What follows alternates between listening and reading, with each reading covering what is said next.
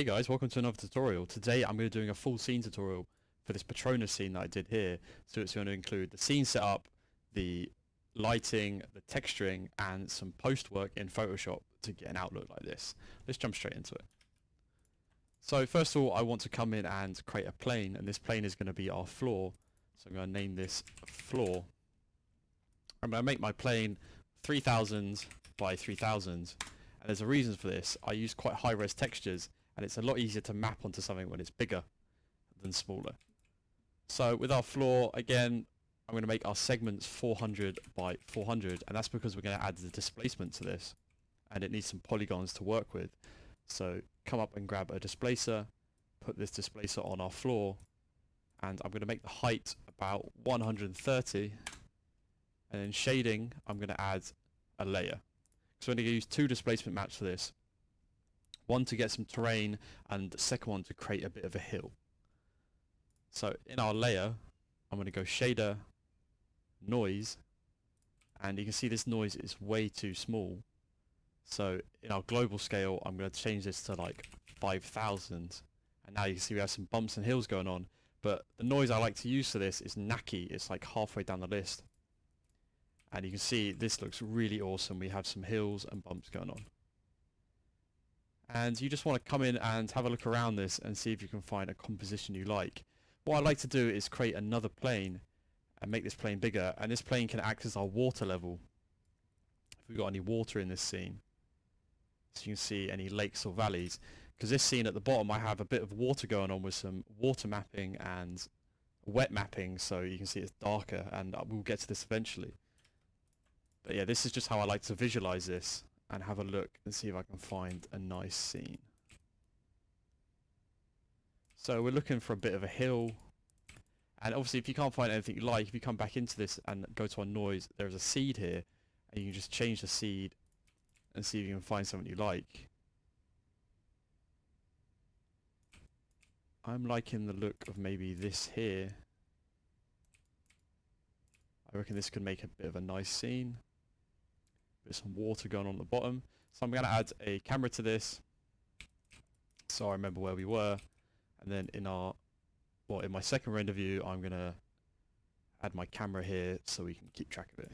Yeah, actually, right, look at this scene. So we're actually going to make this more of a hill. So in our displacer, in our layer, I'm going to go shader and then gradient. And you can see now this is going to create basically a hill. My name is water, I forgot. It's going to create a hill, but this hill is probably facing the wrong way. You can see where our camera's facing. So I actually want to change this gradient to face the right way. So if we go into it, right at the bottom, there's an angle. And I'm just going to move this so that it's raising that back corner up instead. Now you can see we have a gradient here. And we can tell this to overlay to add to our previous gradient. And you can see it's a little strong, so I can change the opacity of this. And then change where the black areas are. We can start to clamp it down, bring the white up a bit.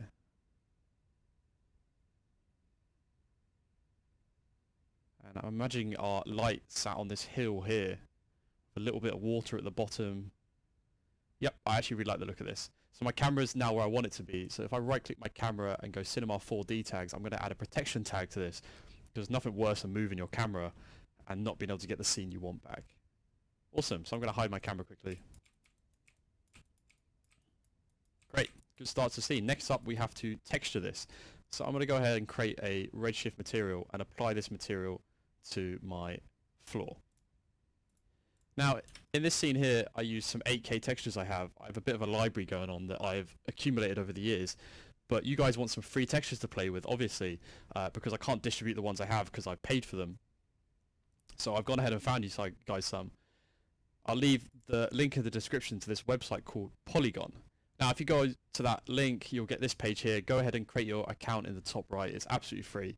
And then go textures, and you'll be met with a load of textures. There is a paid service that they give all these textures for, but obviously we want some free ones. So where it says credits, you can click on this and click free, and then these are all the free textures you can get. So I'm going to go ahead and use halfway down the page on the right, there's like this mossy forest looking floor. We're going to use that. I think this is a great texture to work with today. So I'm going to change my resolution to 6K, and where it says download options, you're met with a load of tick boxes. We don't want all of these. So I'm going to turn off Diffuse Variant 2, I'm going to turn off 16-bit displacement, and I'm going to turn off reflections. We just want these 5 textures: ambient occlusion, diffuse 1, displacement, gloss, and normals. So go ahead and download these. Awesome. So I've already done that. Back in my scene, I'm going to open my nodes now, and then here's all my textures, and I'm go ahead and drag those 5 textures in. Now these are 6K textures, so once you put them into your nodes, you may be met with your computer or Cinema 4D freezing for a second, and that's just because it's trying to process your textures because they're such large files. So do not worry, just give it a little bit of time. Cool. So I'm going to add a dome light into this, just standard dome light. This just gets a light going so I can see how this texture is looking. I need to change this to my camera. Cool. So the first texture we want to use is the diffuse texture, and it's actually called the color variant in this. So this is our color variant, and I'm going to put this into a color correct first. And that's because we're going to copy and paste this texture and use it later for our water mapping or our wet mapping. So just to prepare for later, I'm going to put this into the input, and on the output of this, I'm going to put this into our material as our diffuse color. Now this is a great chance to have a look and see how your material is mapping. And by the looks of this, it's way too big. It's huge, but I can actually fix this by changing the scale of this, or what I think will fix this is if I go to my floor and then click on the material on our floor and then go to projection mapping, I'm going to change this from UVW to cubic. Yeah, and that's actually pretty much how I want it. Again, this is because I used such a large plane to start off with. So good, looking good. Back to our nodes. Next up, I want our gloss one. So this is going to tell our material where it wants specular, because a lot of these, like if you think of wood on the ground and some like mossy points, they don't all have really high points of reflection. So I'm going to add this into our material as base reflection and properties, and then its reflection weight. So this is going to tell some areas to be hit with specular and other areas not to be. And if I go back into my material now, the areas that are hitting with reflection are actually really shiny at the moment, and we don't want that. I'm going to up this to maybe 0.6 and just reduce some of those reflections. I'm also going to give it 200 samples just to round it out a little bit. Cool. Next up we have our AO, and this is going to tell it where to add some darker areas into this. So if I grab an AO node and then put our material into the AO as our dark spots, and then put that as our overall color, it's really subtle, like especially around like these spots here. You can see it's added some dark areas. Now I'm going to create a render region quickly just to hone in on this material a little bit. Cool. Next up is our bump mapping. Now this website didn't give me a bump map, it gave me a normal map, and I really don't like working with normal maps, so I'm going to create a ramp and then put this normal map into our ramp, and this will turn it grayscale basically, but we'll have to mess with the ramp. So I'm going to put the ramp into my output just to see it, and because normal maps are a lot more level, they don't have such high peaks in as much as a grayscale map, we need to mess with this ramp a little bit. So I'm actually going to grab my black and just pull my black down so that we see some bigger variation in grayscale. I'm going to pull my white up so we get some higher peaks on the whites. Again, pull my black down.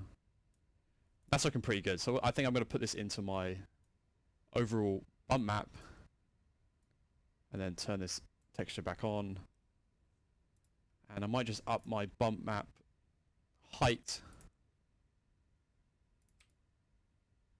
Oh, sorry, actually we forgot the bump nodes. Going back, grab a bump node,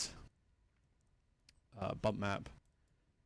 We need this to control our bump map. I just put the texture straight in, so put this ramp into our texture input on our bump, and then this bump into our material. And I'm just going to increase the height of this to 2. When we get to displacement, the displacement's going to carry the bump mapping mostly. This is just for some of the more finer details. So our last texture we have here is our displacement map. So let's go ahead and grab a displacement node and put the texture into this as texture map, and this goes into our output instead of our material as our displacement. Now this won't do anything just yet because we've not told it to be redshift displacement. Cool, I'm just going to save this quickly. Awesome. So we want displacement on this, so we go to our floor and right click, and we want to go redshift tags and make it a redshift object. And we want to come in and tell it to turn on geometry, and we want to override and turn on both the tick boxes, and this will add in displacement. So what I like to do is turn off smoothing subdivisions because we want some, maybe like some of these objects to stick out a bit more. And I'm going to turn up my subdivisions to 10. And then down in our displacement, maximum displacement is basically your displacement height. And your displacement scale is like scaling the height. It's hard to explain. I might have to do a video on it. But anyway, I'm going to, my scale I'm going to have is 20, and this controls the bump mapping a lot.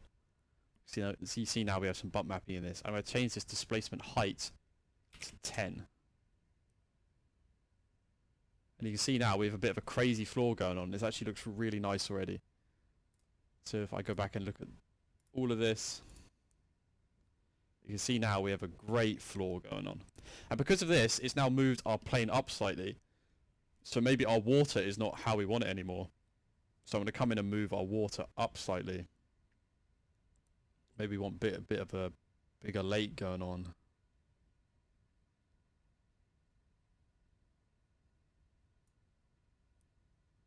Awesome, I like that. So this is looking pretty good to start off with. But I want a bit of a snowy look. So this scene here had frosting on like its tips of the material, and there's a really cool way I did this. I actually have another video on snow mapping that's done exactly the same, but I'll do it here again. So let's grab all these nodes. So remember, this is all our first material. This is our displacement map down here. We're going to move it out of the way a bit. So we want to make a material blender. And we want this to be our base material. Cool. So our second material, we need a snow material. So I'm going to copy and paste this material here. Actually, it's got loads of nodes I don't want, so I'm actually going to come up and search material. Cool. And for now, I'm just going to put this into my output, and I'm going to go ahead, and what I like to do is I like to turn off my displacement a lot of the time when I'm working with this, just to speed up my IPR. So in my Redshift object tag on the override button, if I just click this one here, it's going to turn everything off. But it's going to keep all your settings, so you can just come in and turn this back on whenever you want. So you see now we just have a material. So snow material.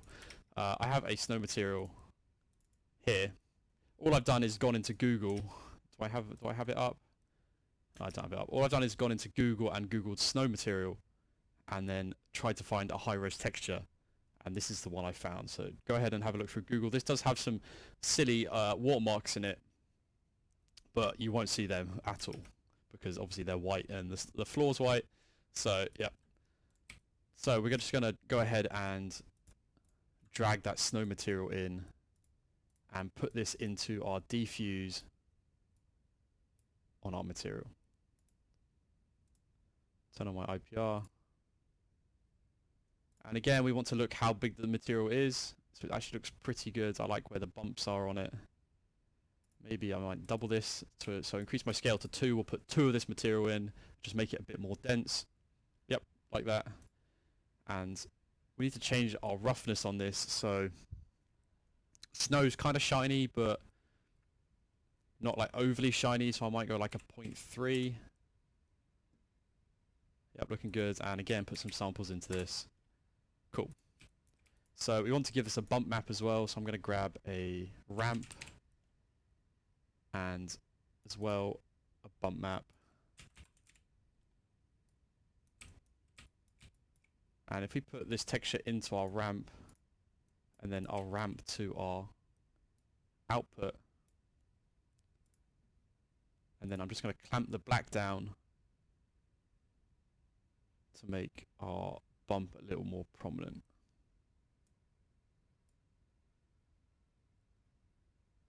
Cool. And then put this ramp into our bump map. And then bump map into material. So we have a really simple snow texture. But if I put this into our material blender, it's not being told where to apply this snow material just yet. And this is because we're going to do some quick snow mapping that will work really well with our displacement map. So, first of all, I'm going to come up and grab an RS state. It's actually just called state, but when you drag it out, it comes out as RS state. And then I'm also going to grab a vector max.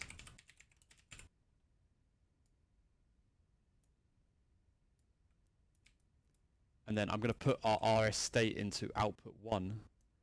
And then in these values here, I'm going to change this middle value to 1.3. And then as well, grab a ramp.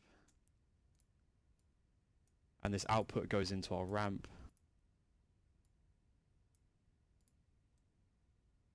And then lastly, a color correct.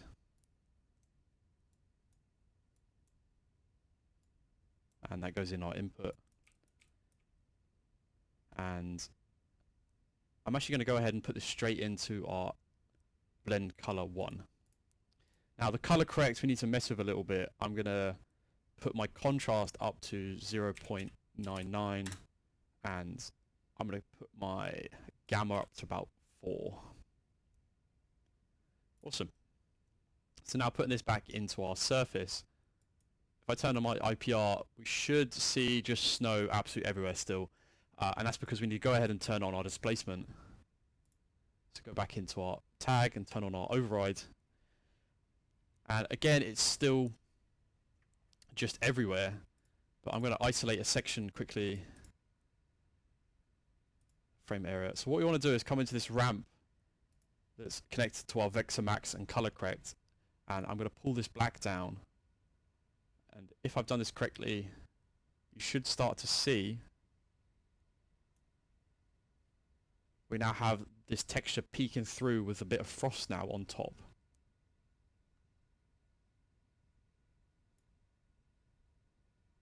So the snow is actually only appearing on the higher points of the texture.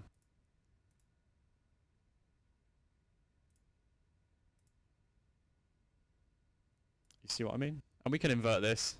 I'm going to go ahead and invert it.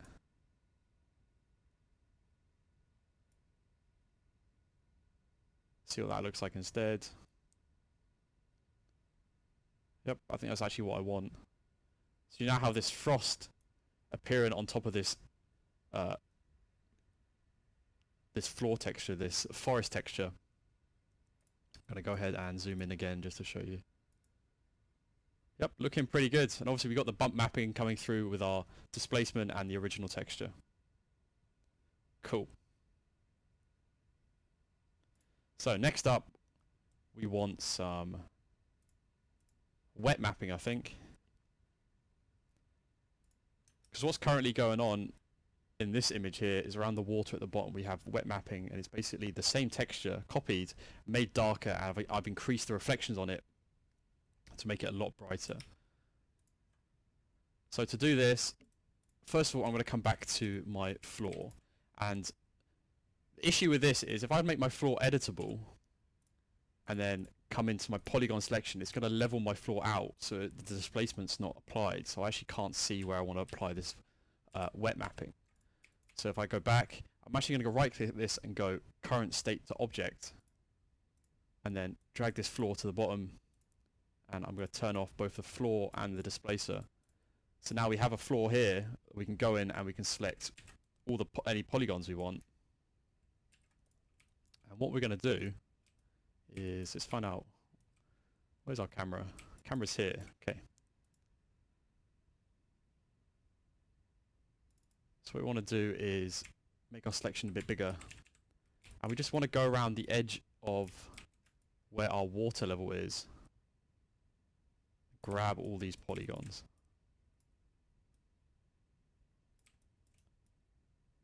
And then turn off our water, and we actually want to grab all these polygons down here as well. Cool. So it kind of outlines where our bank would be on the water. So click on our floor again, come up to select at the top and go set selection. And this just means if we ever want to change this, we can come back and quickly go, oh, double click this and we've got this selection back. Again, go up to select at the top and I want to set vertex weight. And you can leave it as default. No, you can't leave it as default. I think my default changed there. It's meant to be 100% default, so I'm going to go 100%.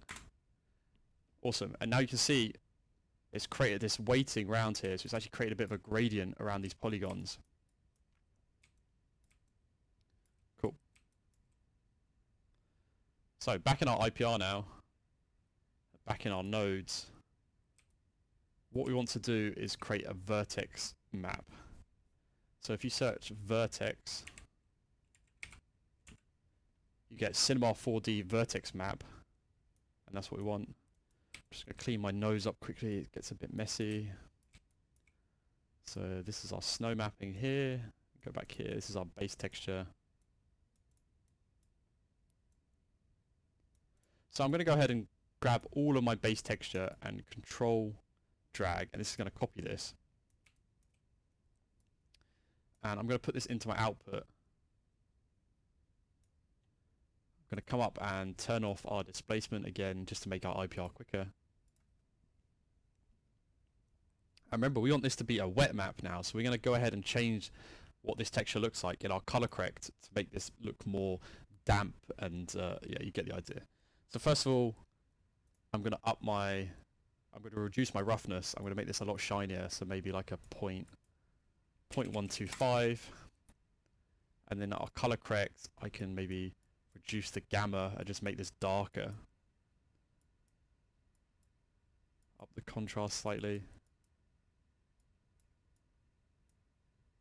Yep, looks a bit wetter now. So then if I put this in as my layer color 2, and then grab my vertex map and put this in as my blend color 2, and then put this back in my output. It's just going to use the whole thing at the moment because I haven't told it where to do it. So click on our vertex down here. We want to drag this little vertex tag into this vertex map here.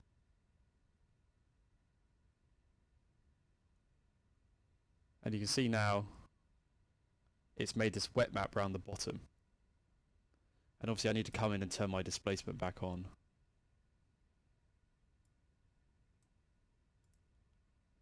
So we can have a see what's going on.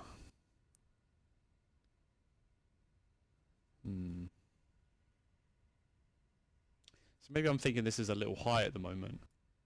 And this is something you really have to play with, because you can't see what the displacement's going to do to your map before, well, while you're creating it. So remember, if we can, because I saved this earlier, I can come back and have a look at it and see, well, the water level is actually probably a bit low compared to where the wet mapping is. I could come in and just simply move up my water. But then I feel like that takes over a lot of the scene, like the scene becomes a bit more about the water.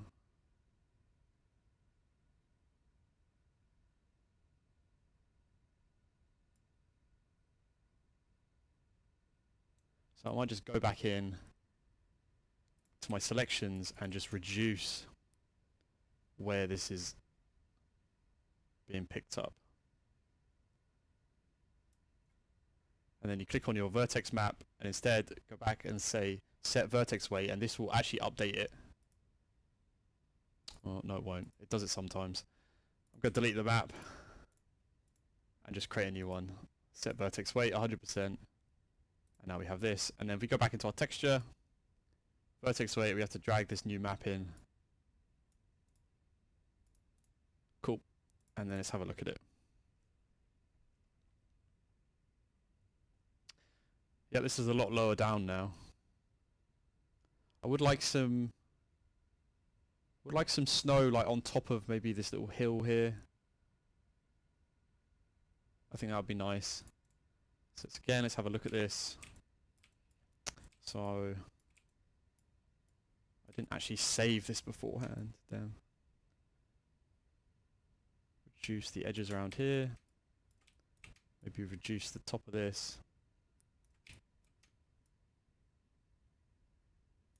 And then if I say set selection, that will save this new selection. And again, delete this map and create a new one. Cool. Back in here, I'm going to drag my new map in and see what it looks like. It's all a bit of trial and error. We've gained some snow on top of this little hill here, but no, this is still very high. So back in our selection, I'm going to have a look. Where is it coming off quite high? So it's coming off quite high around here. Let's just reduce this down. Maybe at the back here, reduce this down. This little hill, reduce it here. And then say set selection, delete this map. Double click that and create a new one. And again, drop this one in our map. And then turn it on again.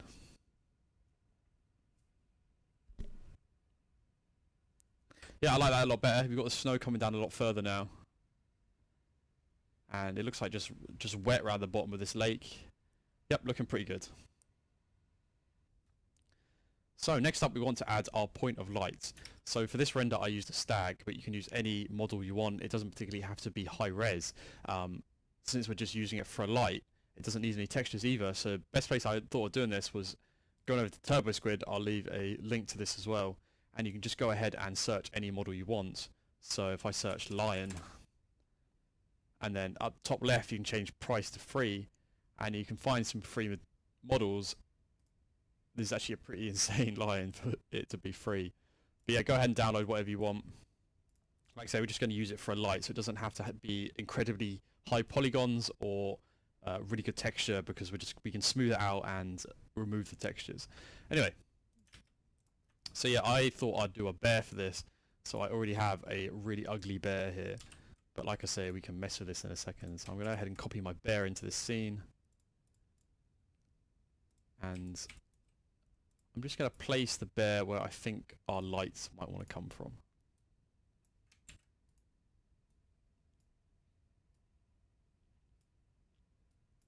So like on the top of the hill here. I'm going to turn him around. Because it's going to be a bit of a silhouette, it's often good to have it facing sideways so you can start to see some of the details like the ears and stuff. What I think I'm going to do is copy this. I'm going to have two bears and I'm going to make one smaller.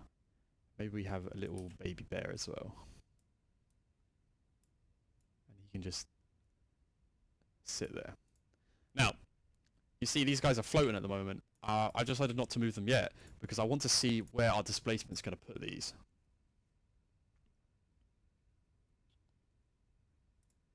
Let's go ahead and look up here. So we can actually see our baby bear is like half in the floor. And this is a downside of using Redshift displacements, because you can't actually see what's going on until you turn on the IPR. So our baby bear is in the floor, so we're going to mess with him first. Just move him up. And that doesn't really have to be perfect. Like I say, because they're going to be silhouettes, that looks pretty good. Our big bear. I just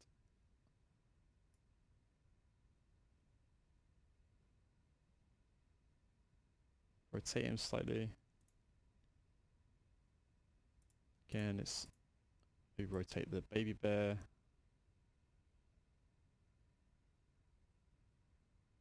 Cool, we're looking good. And I put this in now so that we can start mapping our trees as well, because obviously we don't want any really large trees obscuring where the light's going to be coming from. So how are we going to add some trees? So Redshift doesn't have like Redshift scatter like Octane does, but we can use a matrix for this. So if I come up to MoGraph and then click matrix,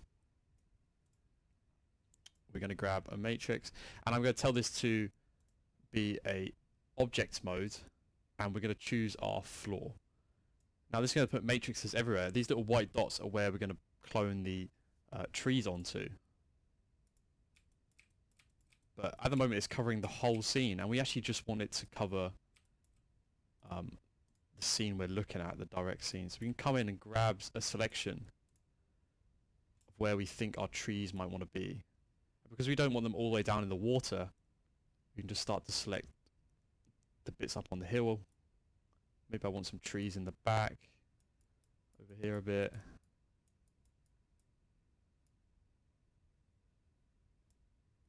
Cool, looking good. And again, we don't want them directly in front of our little animals. So I'm going to remove the area around the animals. Just so we get nothing obstructing the models. And remove the ones in front.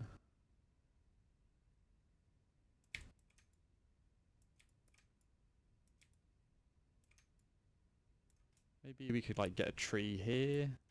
That might be quite nice. So I'm going to leave this in. And then we come up and set selection again. I'm going to name this selection trees. Cool, so now if we go into our matrix, there's a selection point here, and we could drag this selection in. And then we want to up our count. I'm going to make our count like 150 for now. You can see it's added all these little dots, but only around this area here. And these dots are going to be where our trees are. So next we need some trees. Now for this I use the Forester plugin. I should have probably mentioned this at the start.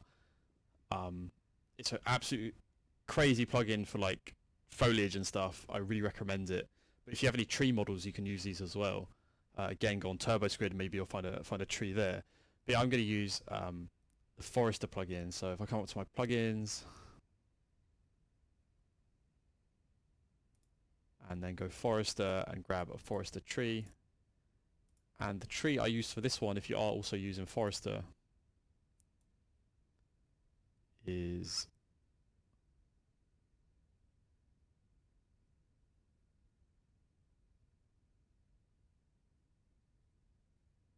the pine tree. Cool. Now we have one really insane tree at the moment. We're going to reduce the height of this.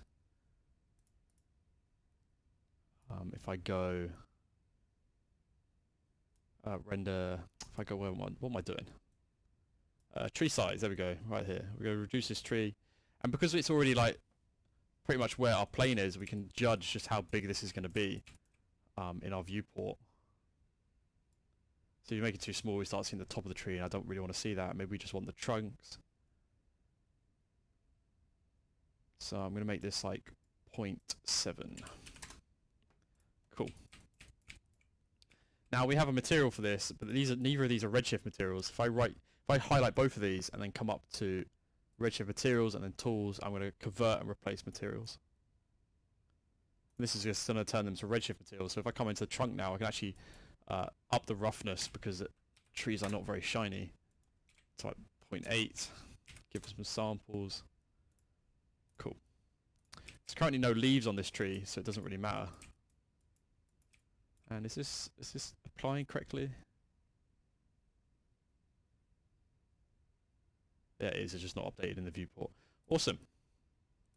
So now we want to apply a Redshift object tag to our matrix, because we basically, matrix is like particles. We need to tell it what to clone onto the particles. And Redshift, when you add a Redshift tag to this, you actually get a particles tab, and I can drag my tree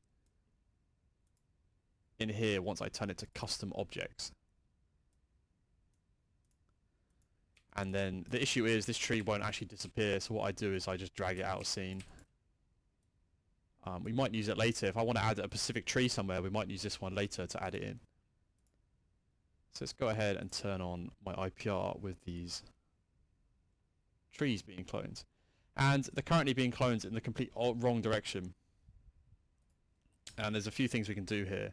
So we want to turn off align clones. Align clones basically will angle it to face the geometry, but trees pretty much always go up. So we're going to turn off align clones, and now they'll be all going upwards. And we can see we do not have enough trees here, so I'm going to increase this to 300. And we start to get a few more. Let's go. Actually, let's just change the seed for now. Let's move the seed around and see what we get. It's all about finding something we like the look of.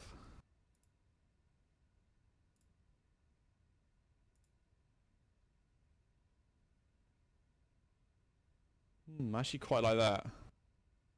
Again, maybe I want a tree in the front here. So this is where we can use this tree that we had earlier.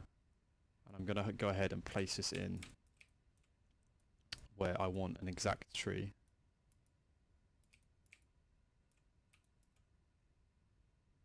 Just down the front a little bit.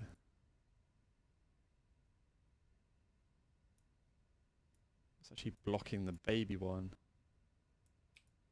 Because when we add some light into this, the trees at the front are going to cast some really harsh shadows. And they're going to look great contrast because the light's going to be behind them. Just figuring out where I want this one. Maybe like poking into the river slightly.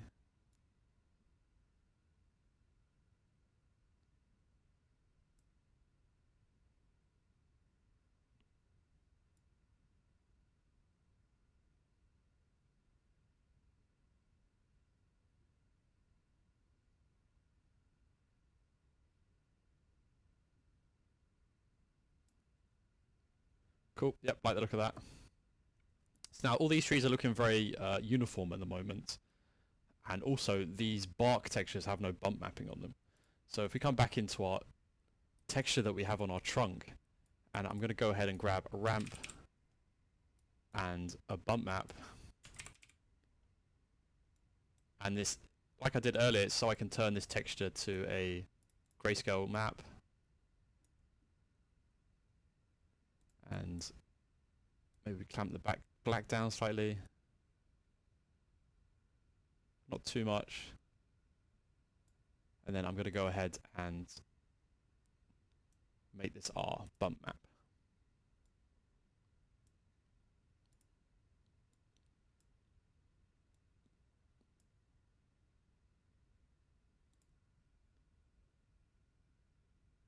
Maybe just increase the height slightly to 2. Cool. We've got some bump map going on the trees now. There's a few little issues I'm seeing here. So this tree in the front, I want it to splay out a bit at the bottom, so it actually looks like a bit of a trunk. Some of these other trees maybe poking out the floor slightly. And we can change this by going to our matrix and transform, and on the y-axis I might just do this like -2.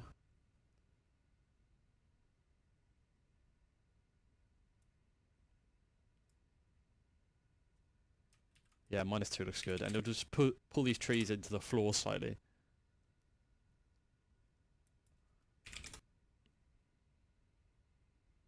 Cool. Now, all these trees look really uniform at the moment. If I move through these trees, they're all going to be the exact same size. So I'm going to add a random modifier to this matrix. So I go MoGraph effectors random. It's going to add a modifier and it's going to move them all around, but I'm going to turn off position and just go scale and then turn on uniform and absolute scale. And we're just going to make this like 0.1, maybe a bit higher, 0.3. This is all making them very big. Maybe I go minus 0.3. See, now we get some like difference going on, but maybe that's a little too much, minus 0.1. Yep, now we have this like really skinny one in the background and not so skinny ones here and a nice big one here. Looking good. So I think we should probably add a water texture. So let's go materials and then apply a material to our water. And I'm just going to go for the preset and go water. I'm going to change my IOR to 1.7. And let's just go ahead and highlight this down here.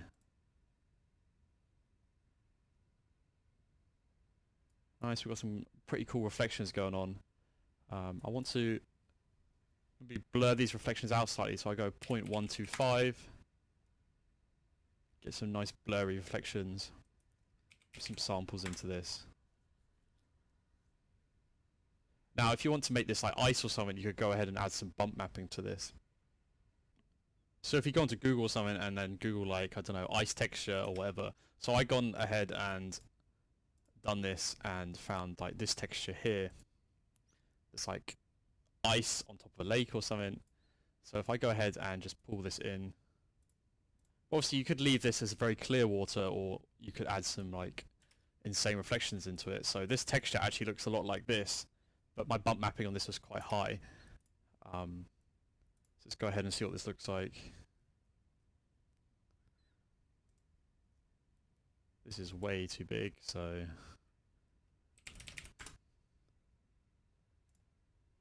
now we've got some like ice textures going on. Maybe make it a bit more dense again. And again, if I put this into a ramp, it turns it grayscale, and then I can use it for bump mapping.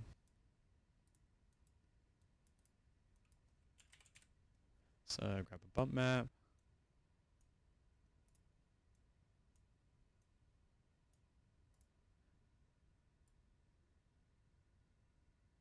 So maybe I just only want some of these areas to look a bit more frosted over. So if I just do the white areas in some of it, put this into my texture, and then put this into my overall bump map. So now you can see some areas are like, look like they've got some ice on them, but the texture still is exactly the same. It still looks like the exact same water texture. So what I'm going to go ahead and do is in here I'm going to grab a material blender, make this my base material, and then I'm going to go ahead and copy my material and then just increase the roughness on this to say 0.35.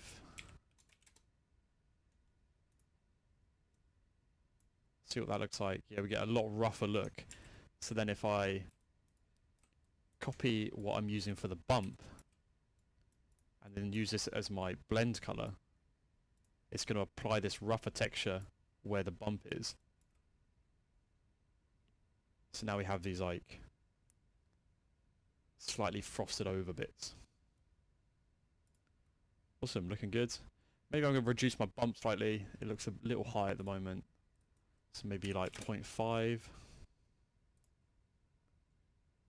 Still a little high, 0.2.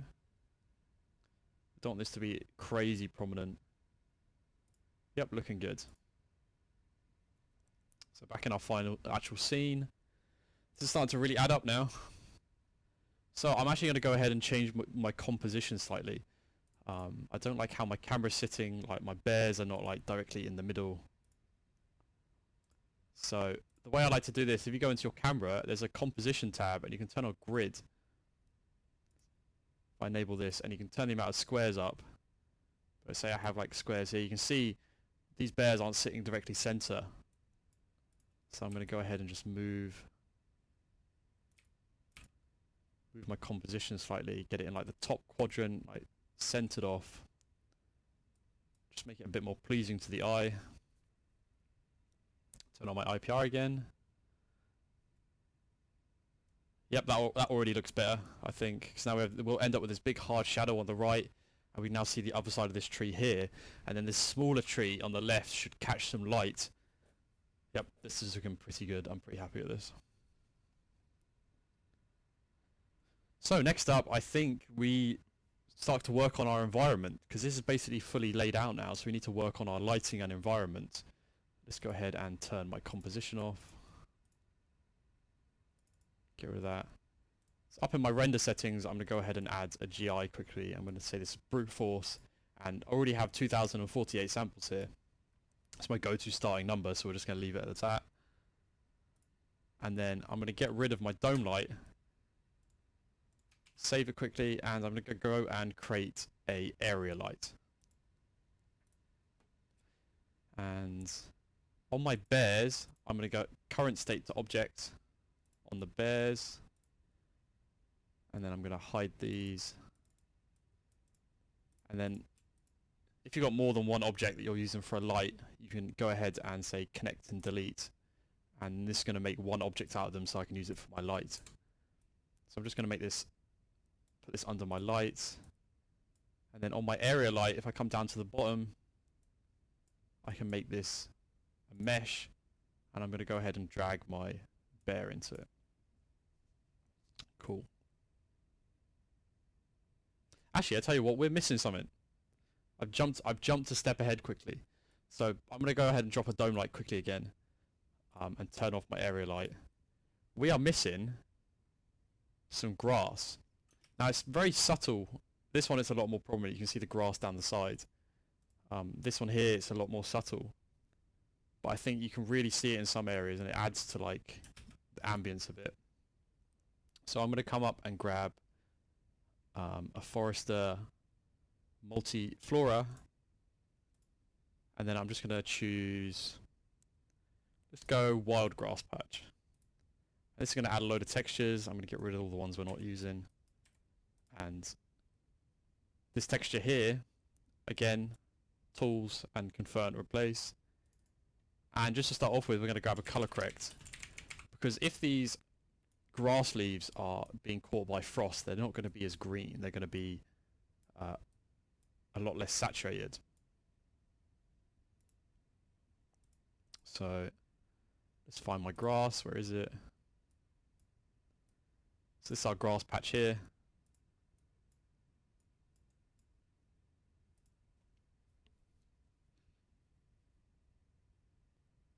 Yeah, you see it's very green. This is going to stand out a little too much in our scene. So under my color correct, I'm just going to pull the saturation out of this. Maybe up the gamma to make it a bit brighter. Make it look like they're more frost than anything. Cool. So I'm going to go ahead and copy my matrix I had earlier. And then on our Redshift tag, I'm going to delete our pine tree, and I'm going to drop our grass patch into it now. Now this grass patch is probably a little big, so I'm going to reduce the size of this, make it something a bit smaller. Cool. And this should put some grass on our scene.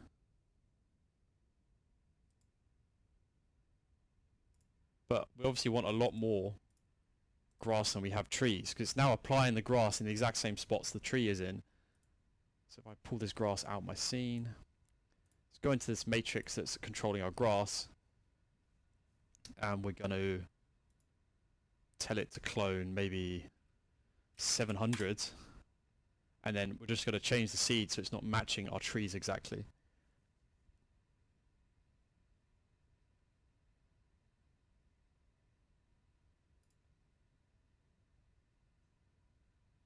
And one thing I'm going to do quickly, when I'm adding something like this to a scene and I actually can't see it, I'm like, where is it?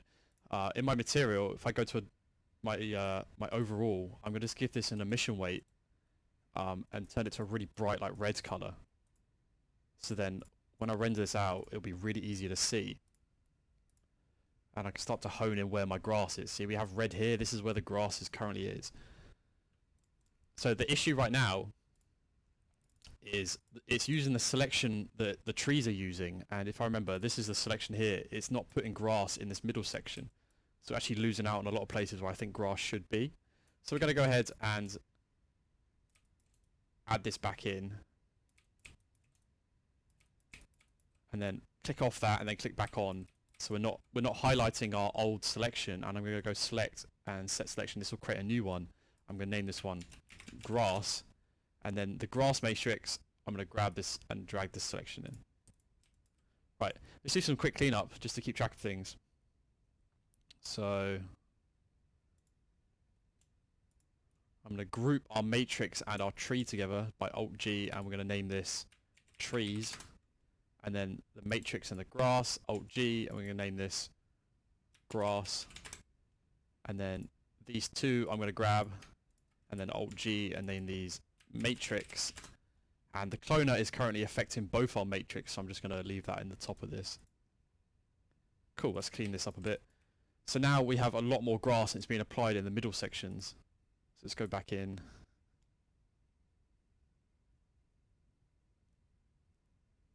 You can see it's where the red areas are, and there's a reason we can't see a lot of them right now. It's because the displacement is pushing our floor up, but then the matrix is cloning it onto the original floor, not where the new displacement is pushing it. So we're probably going to have to go into this matrix and just move up our y-axis something a bit higher. And now you can see all these grass bits poking out the top. Let's just put them in the floor slightly. So I've had to move these up, I'm going to say 3 centimeters. What does this look like? Yeah, moving them up 3 centimeters made them appear a lot more. And again, I'm going to go in and increase my count to 1000. It's not enough. 3000. Change the seed. Just find something we like the look of. Still don't think there's enough. Let's go 6000. Doesn't seem to apply any on this far left section. Let's have a look at this. Yeah, that's because I don't have it in my selection. So I'm going to add this to my selection.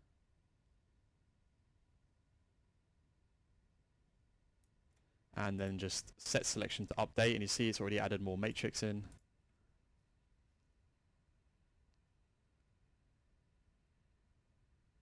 Still not added many over there. Let's go ahead and change the seed again.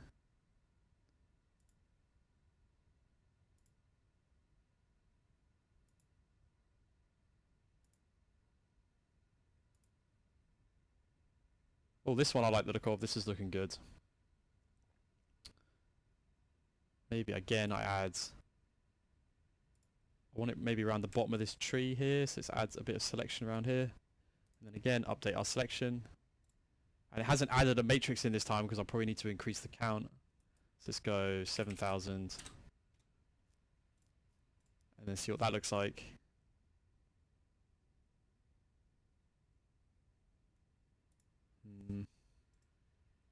Again, let's play with the seed.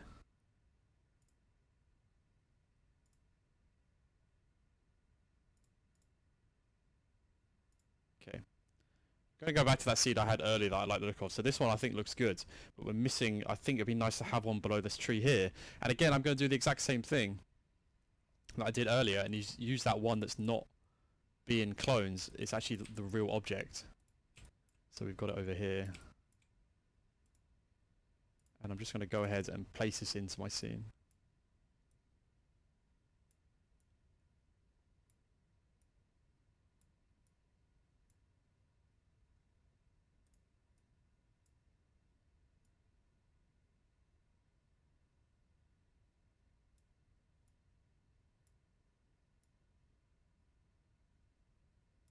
Cool, yep. I like having one down in this corner here.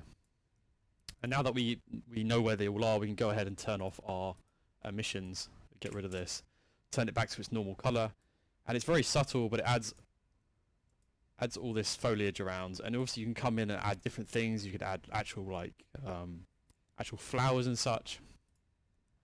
Awesome. Scene is looking good. Right, now we go on to our lights. So we have our light here earlier that we had set up. So I'm going to go ahead and delete my dome again. And this is our light.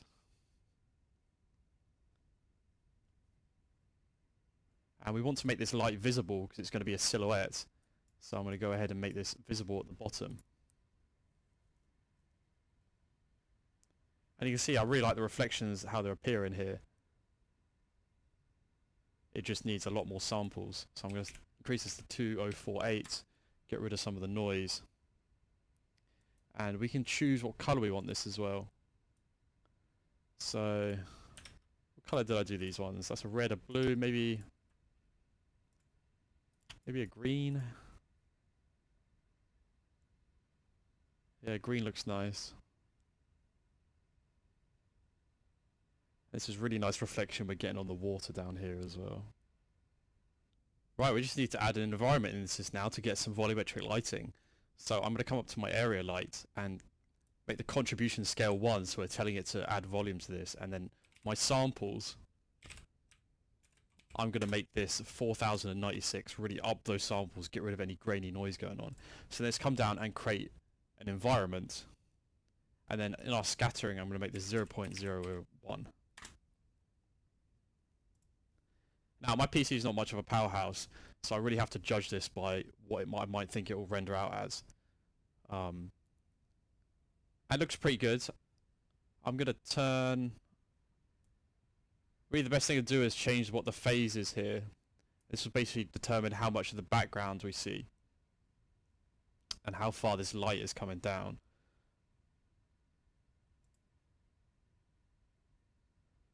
So, to the right is usually further away from you. So you can see it's blocking more of the background out now. And you've got really like strong in the front. So if I push this to minus, it's pushing the volumetric lighting back a bit, so we see more at the front. Maybe I'll do like a... Let's do minus 0.2.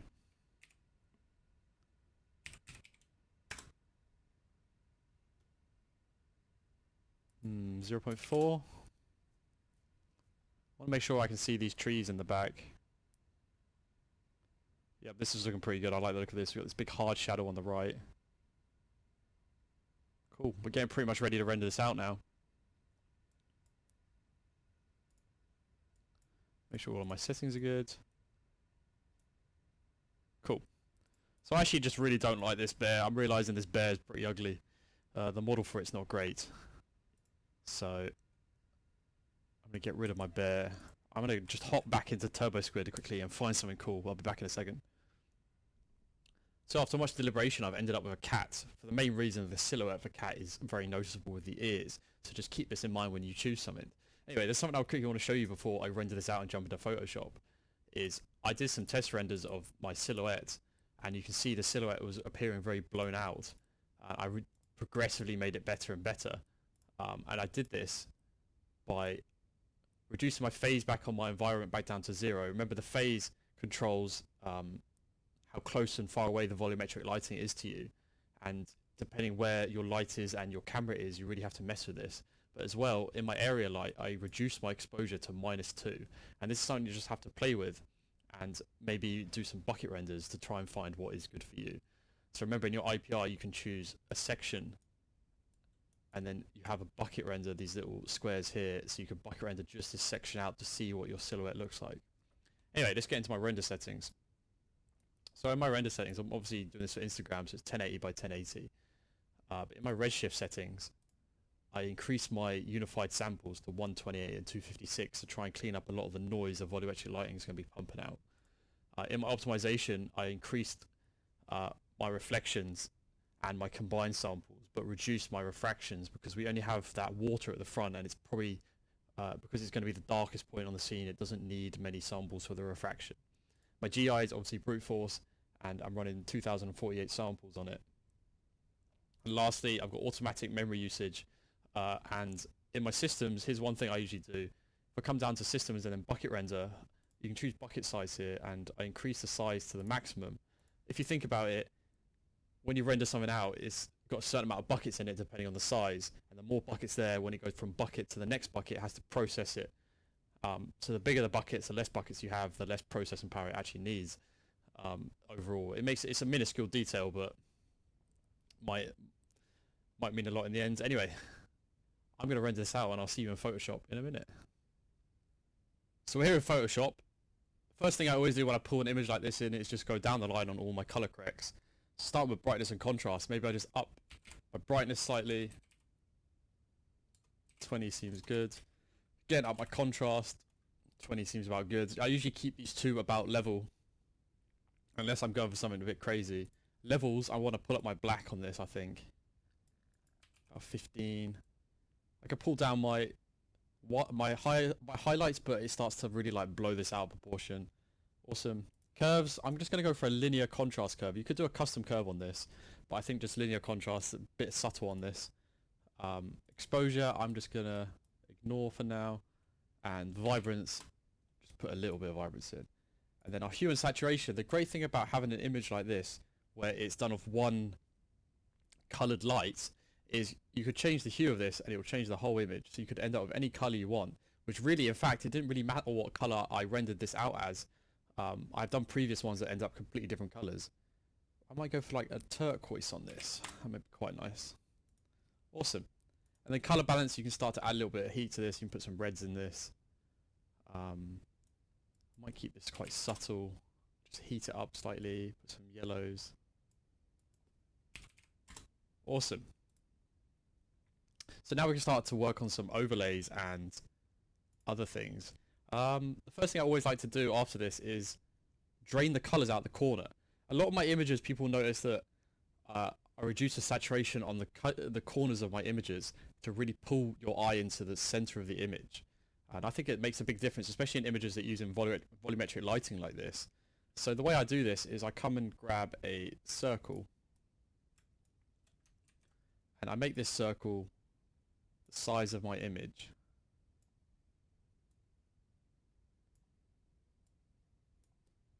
And then come and rasterize it to make it editable. I grab my magic wand and I just grab the four corners. Go ahead and create another layer, and then I just want to paint the corners of this white. Awesome. Delete your circle. Now we basically have like a frame for this, but I'm going to come up and go filter, blur, Gaussian blur, and this is just going to blur the corners. Now, if I turn this to color, you'll see it's pulled the color out of these corners. I'm going to quickly name this layer color drain. It's probably a little big right now, so I'm just going to drag this out, make it a little smaller. And I like the look of that. Also, you can reduce the opacity on this, that adds a little bit of color back in. But for the contrast on this one, I'm just going to keep it 100%. So what do we want to do next? I think I'll add some smoke in next. So the way I add smoke is create another layer. We want to create this underneath all our color corrects now. And we want to come in with our brush, and we want to eyedrop this. But our issue is, right, if I eyedrop this now and then draw, because it's being affected by our hue shift, it's going to be different. So we're going to turn our hue shift off and then grab this color, and then if we turn it back on, it will match this time. Awesome.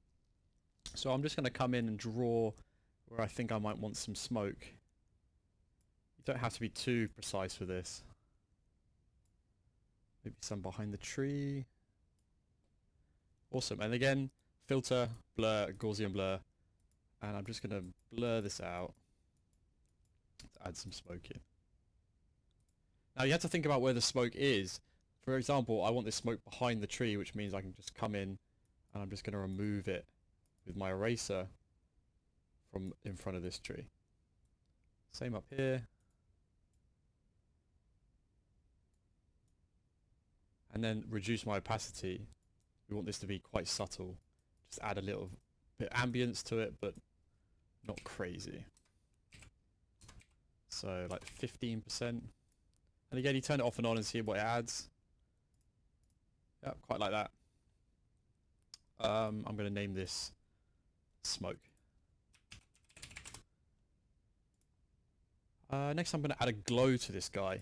So if I grab my base image and then magic tool, I should be able to just grab this, it's all one color. And I'm going to right click and say layer via copy and name this glow.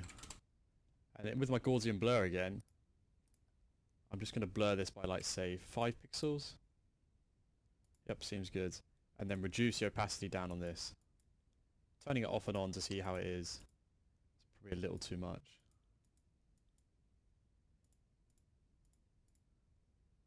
Bit less. Let's try 45%. Just adds a bit of glow to this. Nice.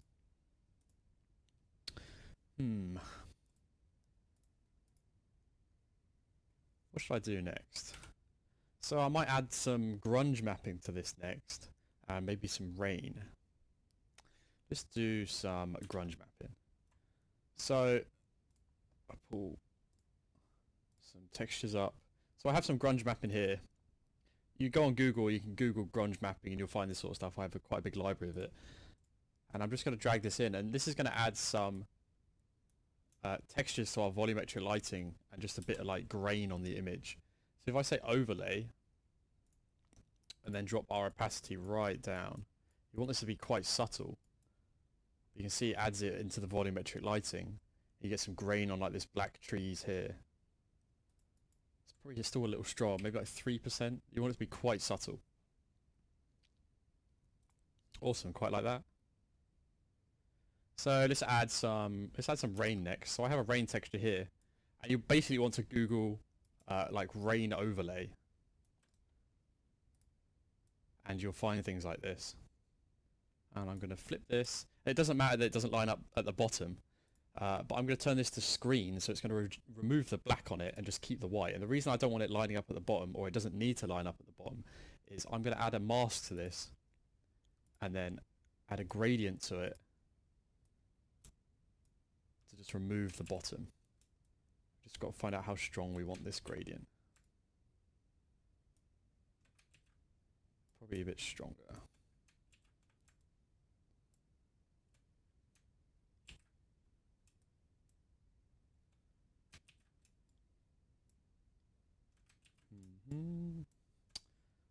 Cool, looking good. And then I will drop the opacity on this down as well to soften this out. Maybe like 10%. Cool. And now we have to think about this. This rain is being seen behind these trees, but because this tree is blocking the light, it actually wouldn't be hitting the rain, so the rain wouldn't be visible. So I'm going to quickly rasterize this layer, and we're going to go in with our eraser, and I'm just going to erase all the rain behind these trees, because you shouldn't be able to see them. Same on this one here. Awesome, looking good. Now, there is one last thing I'd probably do to this, but this image I feel doesn't need it, but I'll show you guys what I mean. I'll probably add a gradient to this to make the closer areas darker. So if I create a new layer and grab a gradient, I'll probably do black to opaque, and if you overlay this, you get darker areas down here, but I feel this image doesn't really need it because it's already quite dark at the front. And one last thing I might add to this is Chromic Aberration, right? So if you think about 3D glasses, or really old 3D glasses, you had the red and the blue. If I copy my base layer, duplicate my base layer, I'm going to name this red, and then we can double click it and it brings up all the layer properties, and where it says advanced blending, we can turn off our channels. So if I turn off green and blue, you don't see anything yet, but if I shift this image slightly, you can see it causes chromic aberration. You know, around the trees, it just pulls these colors sideways. And it's whether you want to use this or not. I think it looks quite nice on like the floors. So maybe I actually just come in with my eraser and just maybe delete everything but the floors. So I don't think it looks that nice on the tree, doesn't look that nice on the cat. But you see these little orange areas that are appearing if I turn this off and on the floor. So maybe I just reduce the opacity on this, make them a little less subtle, but it adds like some highlights in. These little orange highlights. I mean, I could change this. Maybe we don't like it because obviously it's being affected by the hue. So maybe I don't like red. Green makes it very blurry because it's so close to what we've got. Blue highlights are quite nice. I'm actually going to stick with the red. But again, we could drag this above our hue change, and they will actually be red now. And reduce the opacity on this. Issue with this is you end up with a hard line down the side that you have to remove because the image has been shifted over. So I'm just going to go ahead and remove that.